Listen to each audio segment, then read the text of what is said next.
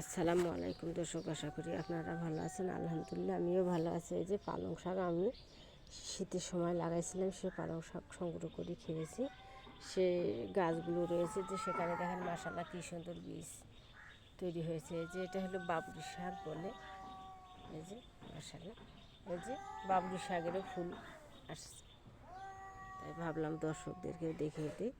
আমরা শাকসবজি যেটাই তৈরি করে খাই না কেন, সেখান থেকে বীজ সংগ্রহ করার চেষ্টা করব, পরবর্তীতে যাতে আমাদের বাজার থেকে কিনে না নিয়ে আসা লাগে।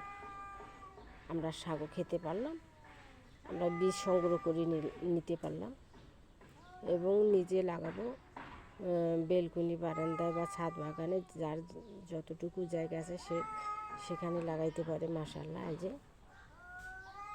কতগুলো পালং শাকের বীজ। আমার চ্যানেলটা যেখান থেকে দেখেন না কেন, আছে লাইক কমেন্ট সাবস্ক্রাইব করে দিবেন, আমি যাতে আপনাদের সামনে নতুন নতুন ভিডিও নিয়ে আসতে পারি। মাশাআল্লাহ।